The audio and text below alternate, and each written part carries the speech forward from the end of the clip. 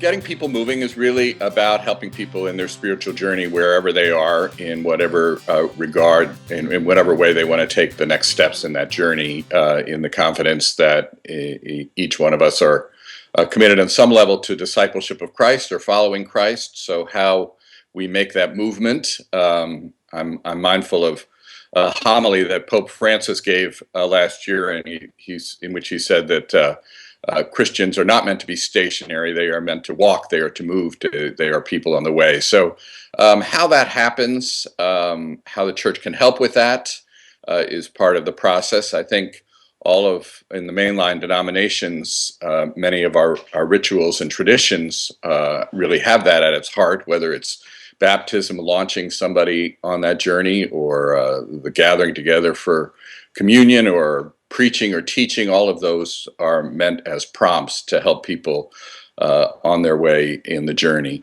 It's certainly in many churches obviously about the ministry of hospitality, and in many ways the gospel is a ministry of hospitality, of welcoming people, of helping people who are new to the community to feel that they are part of the life of the community, to introduce them to the mysteries of the community and the ways that people worship. So it's certainly about hospitality, but I think it's a lot more than just a newcomer program. And I think people often, when they think about what it means to get people moving, will just immediately think it's about greeters or ushers or newcomers. It's about something much more deep than that. I think it's about asking everybody in the life of the community where they are in their spiritual journey, how they're making progress, how they've experienced growth. One of the most interesting questions we ask in our work when we gather with folks, and this is whether in small leadership groups or in a wider congregational group, to say, think about a time when you, in your own spiritual life, really experienced what you would call growth, when you would call development, when you would call what you would call forward movement. When were those times? What were those about? And then try to identify what were the things that were going on that helped in that movement, that helped you move forward and kind of get off the dime spiritually. Those are very fruitful conversations as people check out I always say people should check out their spiritual journey in the rearview mirror and just see where they have seen God at work in their life and what that was about.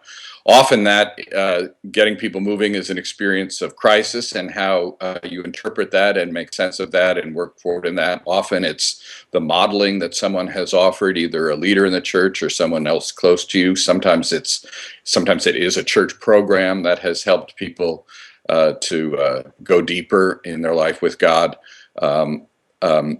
The second question I ask, which is a little more sometimes challenging to answer, sometimes met with reverential silence, is when were times when you felt stalled or felt spiritually inert and really needed some sense of movement forward?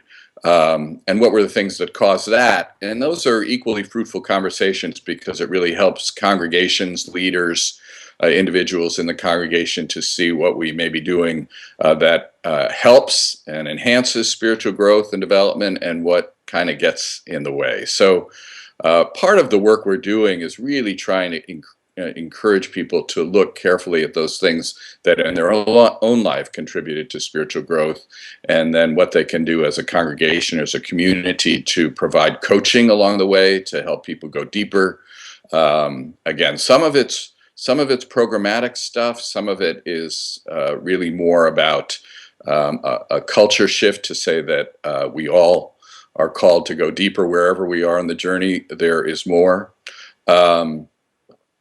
One of the pieces that's really been important in our work in getting people moving is to recognize that in many of our mainline congregations, we have people who I would say are in wide orbit. We've just come through the Easter season, and we see many people who we don't see until Christmas again. We know that there is some gravitational pull to the heart of the community that brings them there, even if it's only twice a year. What is the thing that we can do that might draw them more deeply into the life of the community, recognizing, as Augustine said, that there's a God-shaped space inside of us. What are the pieces that we can be doing as a community that might deepen their quest, help them as they're looking for a deeper relationship with God? So all of those questions are really about what it means to get people moving. And it's, again, not just about newcomers. It's about everybody in the community with the invitation to go deeper.